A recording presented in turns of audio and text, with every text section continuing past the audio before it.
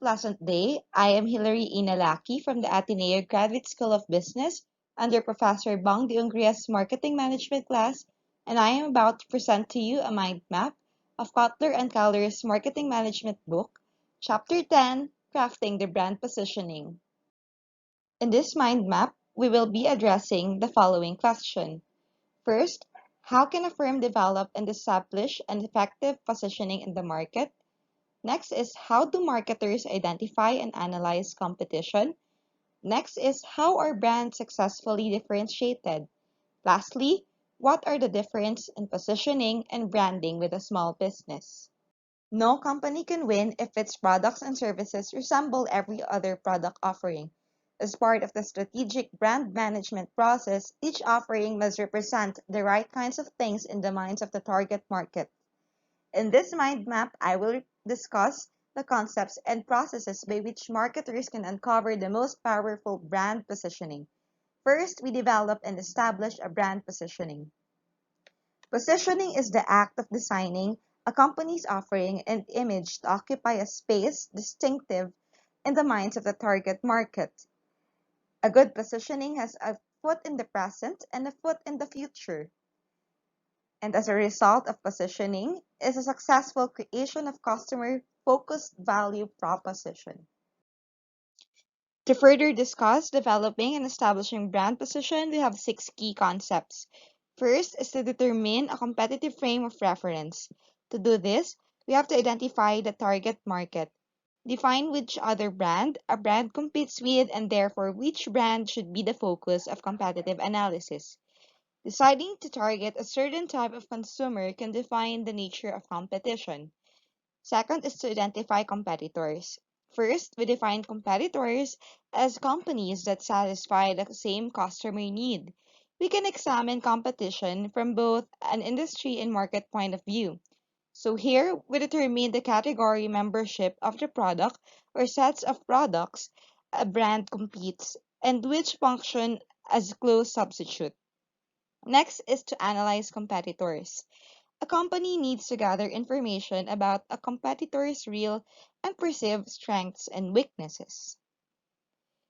So for our second key concept, we have to identify the optimal points of difference. Points of difference are attributes or benefits that consumers strongly associate with a brand. There are then three criteria whether brand association can truly function as point of difference. First is we have desirable to consumer, wherein consumers must see brand association as personally relevant to them. Second is we have deliverable by the company. The company must have the internal resources and commitment to visibility and profitability to create and maintain the brand association. Lastly, consumers must see the brand association as distinctive and superior to other competitors.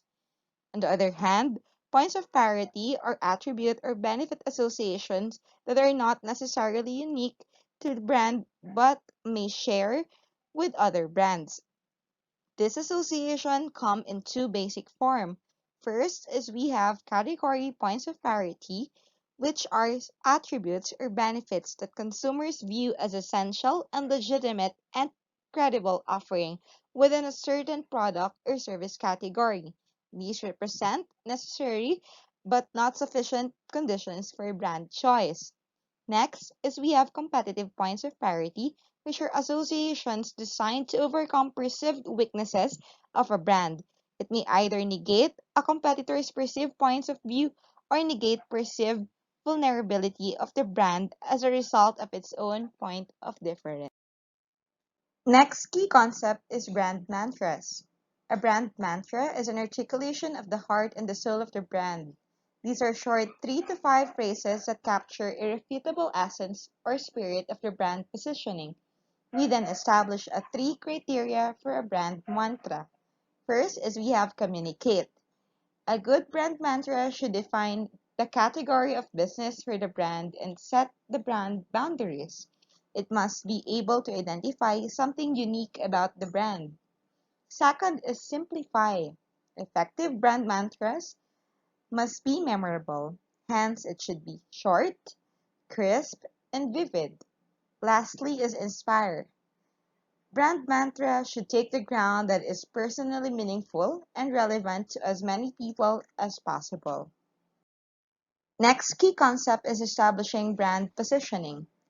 Establishing brand positioning in the marketplace requires that consumers understand what the brand offers and what makes it a superior competitive choice. To do so, consumers need to understand in which category or categories it competes and its points of parity and points of differences with respect to those competitors. Communicating category membership can be conveyed by announcement, comparing it to exemplars, or associating with noteworthy brands and relying on product descriptor. On the other hand, we also have communicating points of differences and points of parity. One common difficulty in creating a strong competitive brand positioning is that many of the attributes or benefits that make up the points of parity and points of differences are negatively correlated. For example, it might be difficult to position a brand as inexpensive and at the same time assert that it is of the highest quality. Last key concept for developing and establishing brand positioning is small business.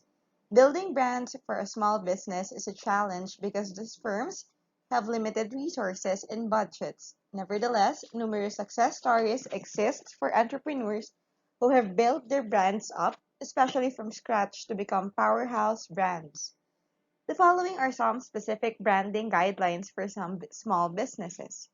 First is to creatively conduct low-cost market research which will help them to connect with customers and study them. Next is to focus on building one or two strong brands on one or two key associations. Third is to employ a well-integrated set of brand elements. Next is it must create a buzz and loyal brand community. Small business often rely on the word of mouth to establish their positioning. Likewise, it needs to create a vibrant community among current and prospective customers. Lastly, is to leverage as many secondary associations as possible, which could be any persons, places, or things with potential relevant associations. To build a strong brand and avoid commodity trap, marketers must start with the belief that you can differentiate anything. That is why we are now going to discuss differentiation strategies. At this portion, companies must be able to establish leverageable advantage and customer advantage. To do this, let us discuss the means of differentiation. First is we have employee differentiation. This means that companies can have better trained employees who provide superior service. Second is channel differentiation, wherein companies can more effectively and efficiently design their distribution channels, coverage, expertise, and performance to make buying the product easier and more enjoyable and rewarding. Next is we have image differentiation, wherein it means that companies can craft powerful, compelling images that appeal to consumers' social and psychological needs. Lastly is we have service differentiation. A service company can differentiate itself by designing a better and faster delivery system that provides more effective and efficient solution to the consumers. Reliability, resilience, and innovativeness are also the key in service differentiation. Another key concept to differentiating strategy is to build emotional branding by evoking the following. First is mystery. Mystery draws together stories, metaphors, dreams, and symbols. Mystery adds to the complexity of relationships and experiences because people are naturally drawn to what they don't know. Second is sensuality. Sensuality keeps the five senses of sight, hearing, smell, touch, and taste on constant alert for new textures, intriguing scents and tastes, wonderful music, and other sensory stimuli. Lastly is we have intimacy, which means empathy, commitment, and passion. the close connections that win intense loyalty, as well as the perfect small gesture. The next step in crafting the brand position is to learn alternative approaches to positioning. To do this, we have to create the brand narratives and to storytell. In order to do this, we should have the following elements. First is the setting, the time, place, and the context. Second is the cast, the brand as a character, including its role in the life of the audience, its relationship and responsibilities, and its history or creation myth.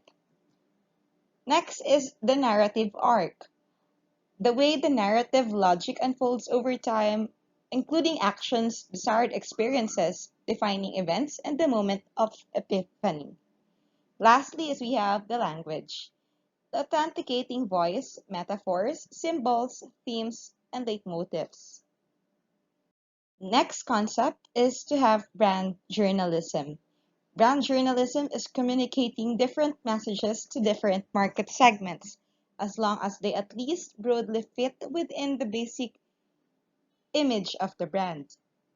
It also means that no one communication alone tells the whole brand story, that each communication provides a different insight into our brand. Last is we have cultural branding. Companies must assemble cultural knowledge and strategize according to cultural branding principles and hire and train cultural experts. It should be able to create a learning journey wherein consumers have the sense to own a company's brand and to participate in their creation. It must also establish brand wikification, wherein consumers are actively co-creating brand meaning and positioning through brand wikification. Brand wikification are or is derived given that wikis are written by contributors from all walks in life and all points of view. To summarize, first, it is imperative to develop effective positioning. To do this, the company must study its closest and latent competitors via SWOT analysis. Second is to develop a position wherein it requires the determination of a frame of reference by identifying the target market and the resulting nature of competition and the optimal points of parity and points of difference brand associations. Next is to know the attributes. Points of difference are those associations unique to the brand that are also strongly held and favorably evaluated by consumers. Points of parity are those associations that are not necessarily unique to the brand but perhaps shared with other brands. Category point of parity are associations consumers view as being necessary to a legitimate and credible product offering within a certain category. And lastly, competitive point of parity associations are designed to negate competitors' point of differences or overcome perceived weaknesses or vulnerabilities of the brand. Next is that the key to competitive advantage is relevant brand differentiation. Consumers must find something unique and meaningful about a market offering. And emotional branding is becoming an important way to connect with customers and create differentiation from competitors. And lastly, small businesses should emphasize brand element and secondary association to create a business buzz for their brand. In this mind map, we have addressed the following questions. First is how can a firm develop and establish an effective positioning in the market? Next is how do marketers identify and analyze competition? How are brands successfully differentiated? And lastly, what are the differences in positioning and branding with small business? Again, this is Hilary Inalaki, student from the Ateneo Graduate School of Business under Professor Bong de Ungria's class, and I have just presented a mind map on crafting the brand positioning. Have other valuable insights? Please let me know by connecting with me on LinkedIn and on Gmail. Thank you and have a wonderful day.